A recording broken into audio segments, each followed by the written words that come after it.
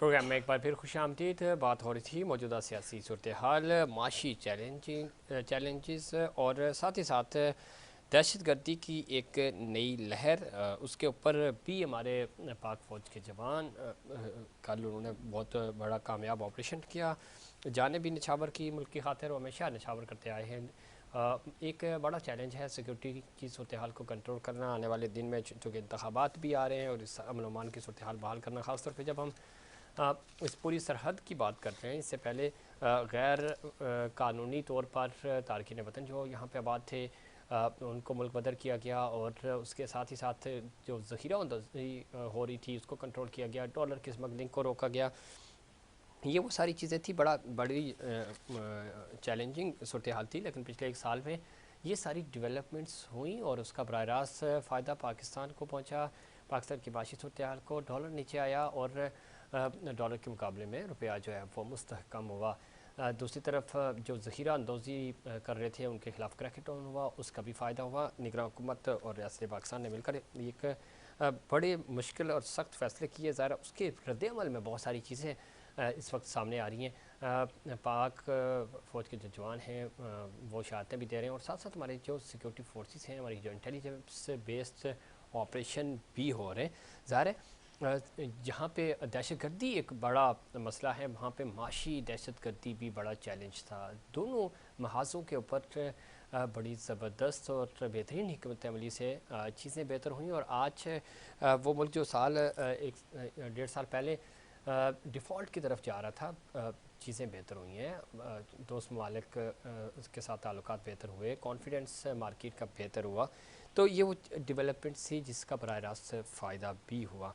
अब ज़ाहिर आने वाले दिनों में इंतखाबात एक बड़ा चैलेंज होगा, उसकी जो सिक्योरिटी है और पूरे मुल्क में ज़ाहिर अमन अमान की सूरत हाल बेहतर करना, चीज़ों को डी ट्रैक करने के लिए दहशत गर्दी के वाक़यात और इस तरह के जो नेटवर्क्स हैं, दुश्मन ममालिक हमेशा कोशिश करते हैं कि वो डी रेल कर सकें, डी ट्रैक कर सकें।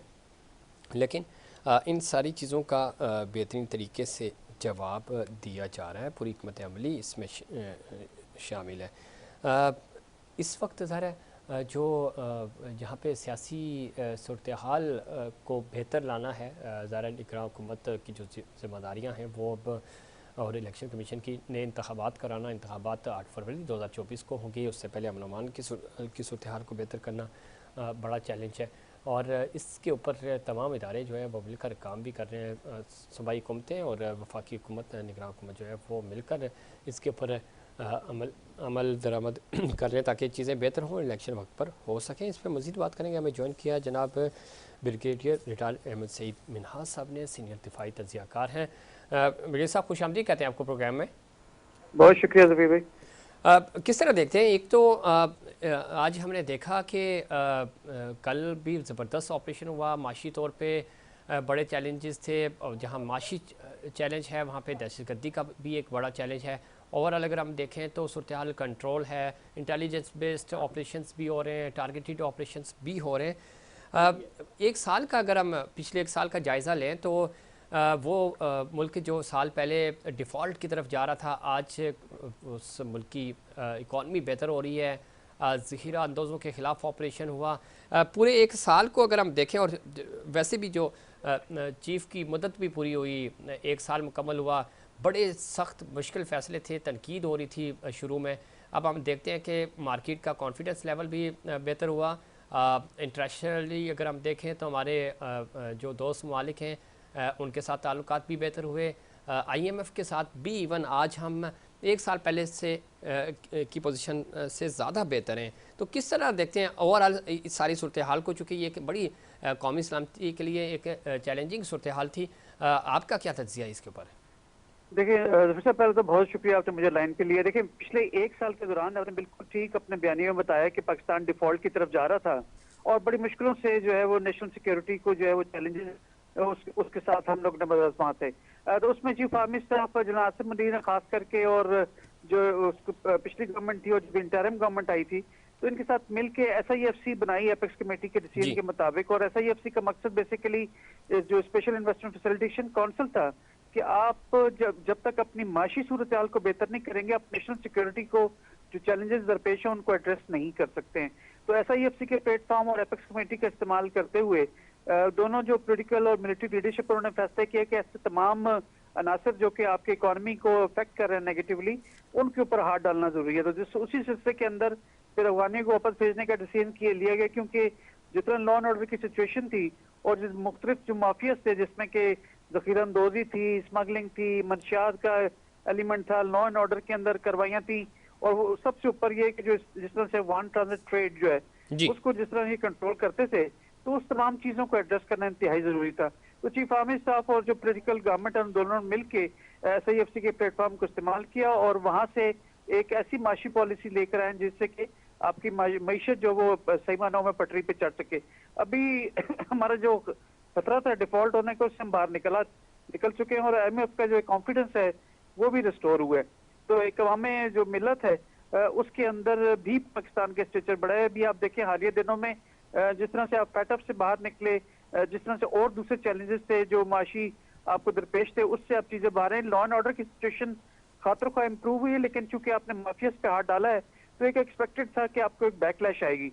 तो वो आपने देखा कि हालिया दिनों में थोड़े दहशतगर्दी के वाकयात भी हुए, जिसमें कल एक बड़ा वाकया जो है वो DA खान के अंदर भी हुआ है। लेकिन हर एक बेहतरी के लिए कुछ ना कुछ कीमत अदा करनी पड़ती है। तो पाकिस्तान की अफवाज अपने जो है चीफ आर्मी स्टाफ के ज़ेरे क़यादत अपनी जानों की कुर्बानी देती है, लेकिन मकसद सिर्फ और सिर्फ एक है, पाकिस्तान की जी मईशत बेहतर होगी तो खुद ब खुद पोलिटिकल स्टेबिलिटी भी आएगी। बिल्कुल ठीक कह रहे हैं ब्रिगेडियर साहब। ये अभी भी चीफ आर्मी स्टाफ जो अमेरिका गए हुए हैं जी, वहां पर भी जाके उन्होंने जो एजेंडा के ऊपर जो जिस तरह भारतीय यहाँ पे रियासती दहशतगर्दी कर रहे हैं अफगानिस्तान के थ्रू, वो एजेंडा में पॉइंट शामिल है। इसके अलावा जो पाकिस्तान की दूसरी जो लाइसेंसिंग को अगर कोई कहीं पे दिक्कत मौजूद है ट्रेड के हिसाब से, तो उसको भी एड्रेस किया जा रहा है। तो लिहाजा सिफारती और सियासी लेवल के ऊपर जैसे मिलिट्री और पोलिटिकल क़यादत दोनों शामिल हैं, एक पेज पे रहते हुए पाकिस्तान की बेहतरी के लिए काम कर रहे हैं। तो आपका जो एनालिसिस बिल्कुल ठीक है कि इंशाल्लाह ताला वो दिन दूर नहीं कि हम इन तमाम चीजों से बाहर निकलेंगे और इंशाल्लाह ताला इलेक्शन जब होते हैं तो इलेक्शन के फौरन बाद मजीद बेहतरी आएगी इंशाल्लाह ताला। मजीद बेहतरी आएगी, इसमें कोई शक नहीं। एक चीज़ ब्रिगेडियर साहब जिस तरह फरमा रहे थे, जब हम ज़ख़ीरा अंदोज़ों की बात करते हैं, जब इस तरह के माफियाज़ की बात करते हैं, चूँकि इन्हीं की आड़ में जो दुश्मन ममालिक है वो अपने लोगों को यूटिलाइज़ करता है, जो यहाँ पे बैठे हुए कुछ शरपसंद अनासिर हैं उनको सपोर्ट करता है। चूँकि ये जो उनकी एक चेन थी उसको ब्रेक किया गया। कुछ एरियाज़ अभी हैं जो इंटेलिजेंस बेस ज़ाहिर है वो हम TV पे डिस्कस नहीं कर सकते, टारगेटेड ऑपरेशंस भी किए जा रहे हैं। ज़ाहिर है ये पूरा जब हम अफ़गानिस्तान की बात करते हैं, कुछ 2600 किलोमीटर की हमारी ये सरहद है, इसके ऊपर फेंसिंग भी हुई, ये सब तमाम चीज़ें रुकी हैं।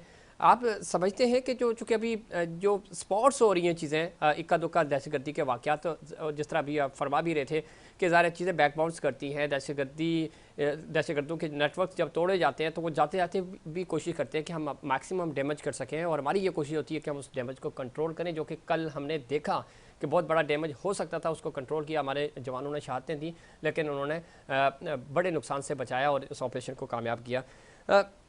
ये सारी चीज़ें होते हुए आपको लगता है कि ये जो कुछ नेटवर्क्स रह गए हैं इनको भी हम आसानी से काबू कर लेंगे और अमन अमान की सूरत हाल बेहतर हो जाएगी? अभी इलेक्शंस में थोड़ा सा वक्त भी है। जी बिल्कुल ज़फ़ीर, देखिए पिछले तकरीबन जब से अफगानिस्तान में उनकी बुरी गवर्नमेंट आई है वापस, तो हमने ये एक्सपेक्ट ये कर रहे थे सफारती लेवल के ऊपर कि अब हालात कितने में बेहतर हो जाएंगे, लेकिन बदकिस्मती से चूंकि दुनिया ने उनको माना नहीं और उन्होंने भी टेररिज्म का साथ नहीं छोड़ा और इंडिया के साथ मिलकर अपने जो हमसाय ममालिक हैं उनके अंदर उन्होंने कार्रवाइयाँ की, और अभी इंडिया भी बुरी तरह एक्सपोज हुआ। आपने देखा कनाडा में, अमेरिका के अंदर, UK में और यूरोपियन यूनियन के अंदर उन्होंने जिस तरह की कार्रवाइयाँ की और वहाँ पे खालिस्तान की लीडरशिप को वहाँ कत्ल करने की कोशिश की, तो अब वो जी समर्थक घबराए। तो नेक्सस जो है अफगानिस्तान का और इंडिया का, वो मिलकर ये काम कर रहा है और इससे पाकिस्तान ने इसको मुख्तलिफ महाजों पे उठाया हुआ भी खातर ख्वाह। अब आपका सवाल कि क्या हम इसको, आप देखते हैं कि हम इसको कंट्रोल कर लेंगे? बिल्कुल कंट्रोल कर लेंगे। वाई? बिकॉज इस पिछले कोई 2 साल अंदर तकरीबन 2500 इंटेलिजेंस बेस्ड ऑपरेशंस किए गए हैं। इंटेलिजेंस बेस्ड ऑपरेशंस वो होते हैं कि जिसमें लोकल्स जो हैं, सोसाइटी के एलिमेंट्स जो हैं, जिनके स्टेक्स अब बढ़ चुके हैं और वो अमन चाहते हैं, वो खुद आर्म फोर्सेस को जो मुख्तलिफ ज़राए हैं उनको बताते हैं कि यहाँ पे दहशतगर्द मौजूद हैं और उनकी इत्तला के ऊपर वहाँ पे ऑपरेशन किए जाते हैं। इन पिछले 2 सालों के अंदर 2500 ऑपरेशन में कम से कम तकरीबन 1500 के करीब दहशतगर्दों को जन्म हासिल किया गया है। तो अब whole of a society, whole of a government और whole of institution response generate किया जा रहा है। मैं समझता हूँ कि जब पब्लिक आपके साथ खड़ी हो जाए, जो खुद अपने स्टेक्स को जो है दोबारा से कंप्रोमाइज नहीं करना चाहते, तो फिर हालात बेहतरी की तरफ जाते हैं। लेकिन फिर भी क्योंकि कुछ स्लीपर सेल्स होते हैं और वहां से कुछ इन्फिल्ट्रेट करके जब लोग आ जाते हैं थ्रू बॉर्डर्स भी और बिल्कुल क्लीन आते हैं। आज भी एक रिपोर्ट के मुताबिक बड़ा जदीद किस्म का जो अमेरिकन असला है वो प्याजों के ट्रक के अंदर छुपाकर पाकिस्तान में स्मगल कर रहे थे, जिसको स्पेशल डिटेक्टिव मटेरियल हमारे जो पोर्टल्स लगे हैं तुर्कम बॉर्डर के ऊपर उसने डिटेक्ट किया है। तो लोग पहले यहाँ पे आ जाते हैं एक वानी शहरी करके और फिर इसी तरह के वेपन्स की स्मगलिंग करके और वो उनको जो वेपन मिलते हैं तो दहशतगर्दी करते हैं। लेकिन सबसे अच्छी बात यह है कि आपकी सोसाइटी आपके साथ है, वो किसी सूरत में भी जो है दहशतगर्दी को पनपने नहीं देगी, कोई एलिमेंट यहाँ पे मौजूद नहीं होंगे। तो सबसे अच्छी बात यह है कि इंशाल्लाह ताला चीजें बेहतरी की तरफ जाएंगी, इंशाल्लाह ताला चीज़ें बेहतरी की तरफ जाएंगी और इंशाल्लाह जाएंगी भी है। दूसरा, जब हम कौमी सलामती की बात करते हैं, ज़ाहिर सियासी इस्तेकाम, माशी इस्तेकाम होता है तो कौमी सलामती भी, और ये सारी चीज़ें जुड़ी हैं ख़ास तौर पे इकॉनमी से। आपका बजट होगा तो आप ये सारी दिफा अपना मजबूत कर सकेंगे, चीज़ें बेहतर कर सकेंगे। अब इन नामुसाद हालात में भी हमारी फोर्सेस जो हैं वो बेहतरीन तरीके से मुल्क की हिफाजत कर रहे हैं। ओवरऑल चूँकि चीफ़ की मुद्दत को भी 1 साल मुकम्मल हो चुका है, जो शुरू में भी बात की, पाकिस्तान साल पहले और आज जब हम कौमी सलामती की बात करते हैं और इंटरनेशनली ज़्यादा आपकी एक्सपर्टीज़ भी हैं, आप किस लेवल पे देख रहे हैं पाकिस्तान को? और आज पाकिस्तान का जो इमेज चीफ ज़ाहिर अमेरिका के दौरे पे भी हैं, तो इस पूरी सूरत हाल को अगर हम इसकी समरी अगर हम आपसे जानना चाहें तो आप किस तरह देखते हैं पाकिस्तान के इमेज को? देखिए जफीर, आने वाले दिन जो है ना बेहतरी की तरफ जा रहे हैं इंशाल्लाह ताला। अभी 8 फरवरी को हमारे जब इलेक्शंस भी हो जाएंगे तो लोगों की एक मुंतखब कर जब गवर्नमेंट आके असेंबली में बैठेगी तो आपके जो रहा था जो एक एलिमेंट ऑफ ट्रस्ट होता है जो गवर्नमेंट्स का या इंस्टीट्यूशन का किसी मुल्क के अंदर फॉरेन डायरेक्ट इन्वेस्टमेंट का, तो वो भी इत्मीनान बहाल हो जाता है। तो अब जिस पार्टी की मर्जी गवर्नमेंट है, जो मर्जी फॉर्म ऑफ गवर्नमेंट यहाँ पे पाकिस्तान में 8 फरवरी के इलेक्शंस की सूरत में आएंगे, तो ऑलरेडी जो फार्मी स्टाफ और जो इंटरिम गवर्नमेंट है उससे पिछली गवर्नमेंट ने मिलके और उससे पहले भी पीटीआई गवर्नमेंट ने भी अपनी कई कोशिश की थी, तो एक होलसम सारों ने रिस्पॉन्स जनरेट किया है। तो इंशाल्लाह ताला इंडिया भी अब जो है जो पाकिस्तान को हर मास पे एक जो है वो क्रिटिक करता था और उसके हमेशा रोड़े अटकाता था, अब उसके अपने पाँव के नीचे जमीन निकल रही है। तो इंडिया का फैक्टर किसी हद तक डायल्यूट इंशाल्लाह ताला होगा और हमारी जो कोशिशें हैं वो रंग लाना शुरू करेंगी। इलेक्शंस के बाद इंशाल्लाह ताला जो फॉरेन डायरेक्ट इन्वेस्टमेंट है वो बहाल होगी और मैं समझता हूँ कि जो पॉलिटिकल स्टेबिलिटी होगी तो ऑलरेडी आपकी जो पनपती हुई जो इकोनॉमी है उसको मजीद एक जो है वो उसको उसमें एक बूस्टर लगेगा। तो जब इंशाल्लाह ताला चीजें बेहतरी की तरफ जाएंगी, अभी आईटी के हिसाब से भी देखें तो अभी जो एसआईएफसी के हिसाब से आप देखें तो आपकी माइनिंग हो गई, आपकी ज़राअत हो गई, आपके लाइफ स्टॉक हो गए और सबसे बढ़ के आईटी इंफॉर्मेशन टेक्नोलॉजी के अंदर काफी इन्वेस्टमेंट है। भारत की बहुत ज्यादा इसके अंदर वो दुनिया का एक पाया उसके पास है शेयर आईटी का। तो अब गवर्नमेंट ने इसके ऊपर भी खातर का जो स्टेप्स लिए हैं, तो मैं समझता हूँ कि आईटी इंडस्ट्री हमारी सबसे बड़ी एक्सपोर्ट्स होंगी। ये तमाम चीजें इंशाल्लाह अगले 6 महीनों के अंदर बेहतर होने जा रही हैं और जब नेक्स्ट बजट पेश होगा तो मैं समझता हूँ कि पाकिस्तान की इकोनॉमी दोबारा से एक बढ़ती हुई और बेहतरीन किस्म की दुनिया की इकोनॉमी होगी और जिस तरह के बाकी जरीदे इसके मुतालिक लिखते चले आए हैं जी अब वो दोबारा से इसके मुतालिक लिखेंगे इंशाल्लाह ताला। इंशाल्लाह। बहुत शुक्रिया ब्रिगेडियर रिटायर अहमद सईद मिन्हाज साहब।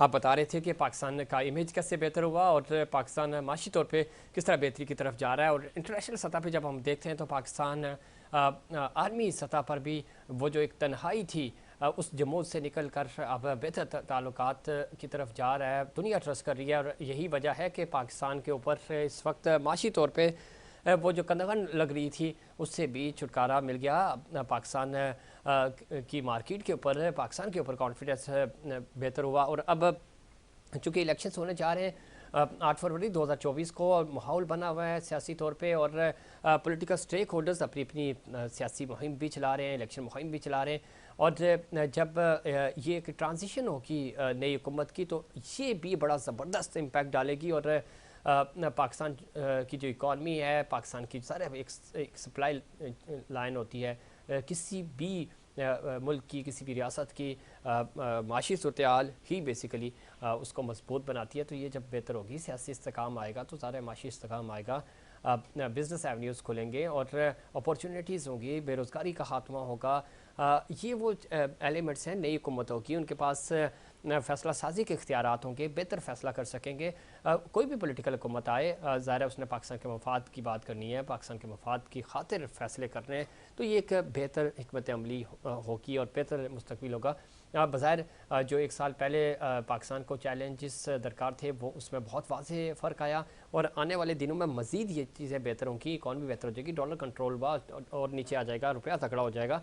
तो ये सारी उम्मीदें हैं जिसके ऊपर भरपूर तरीके से रियासत पाकिस्तान काम भी कर रही है। तमाम स्टेक होल्डर्स मिलकर इस वक्त पाकिस्तान की बेहतरी के लिए अपना इनपुट देने की कोशिश कर रहे हैं और सियासी तौर पे ये जो प्रोसेस है, ये अगर बेहतर तरीके से हो गया, 2024 के इलेक्शन से 8 फरवरी को वक्त पर हो गए, तो ये खबर इटसेल्फ एक पाकिस्तान की इकॉनमी को बूस्ट देगी। नाज़रीन, ये था हमारा आज का प्रोग्राम। उम्मीद करता हूँ दीगर प्रोग्राम्स की तरह आज का प्रोग्राम भी आपको पसंद आएगा। मुझे और इनसाइड पाकिस्तान की पूरी टीम को दीजिए इजाज़त। अल्लाह निगहबान।